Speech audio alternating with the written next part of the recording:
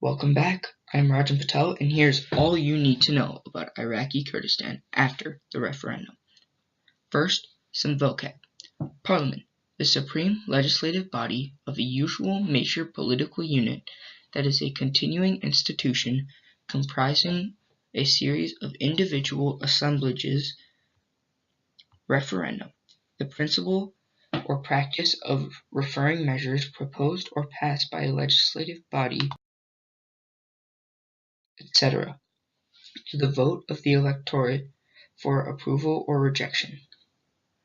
Kurdistan or Kurdish region, a mountain and plateau region in southeastern Turkey, northwestern Iran, northern Iraq, and Syria inhabited largely by Kurds. Kurds, a member of an Islamic people speaking Kurdish and dwelling chiefly in Kurdistan. Now, let's get to the recap. The thought of the referendum first started early April of 2017 and was actually held on the 25th of September 2017. President Masoud Barzani is a key player and the leader of the independence movement. With the results of the referendum being released in an astonishing number of 92% out of all of the people that voted were in favor of the independence.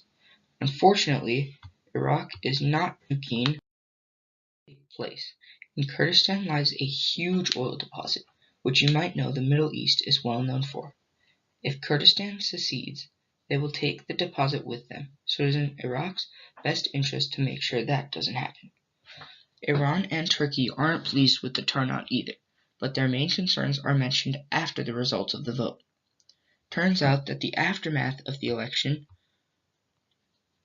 will be more pressure than the reveal of the referendum. And now for the update. As of last year, Turkey has stated that Kurdistan has taken a huge amount of their land, and they will no longer trade with them. Sanctions have been placed, and that was 2 days after the referendum results. Since then, Iraq has placed a travel ban until late May. Only internal flights are allowed until then. This, in a way, has completely cut them out from the outside world. The most popular city by the oil pipeline and near the border of Kurdistan, before its oil reserves were shared between Kurds and Iraqis. The referendum triggered this whole thought to Iraq. With the vote being so high, they weren't going to stop from becoming a country. With this thought, they try to take what they can, especially the biggest and crucial parts of Kurdistan. Maybe they are doing this to get them back out from the separation. Now that the Kurds have lost Kirkuk, their main oil supply is cut off. They will make the rise of Kurdistan even harder on top of all the new regulations imposed by the countries it consists of.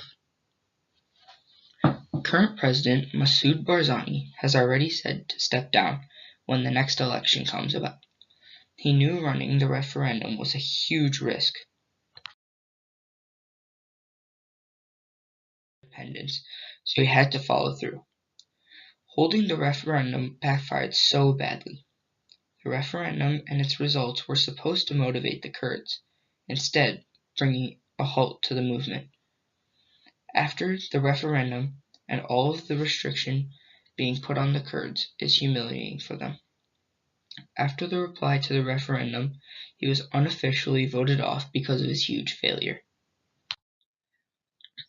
The country was desperate for separation, and as soon as something goes wrong, they turned away, leading to the fall of the movement. While all of these things have changed, other countries have lost faith in Kurdistan.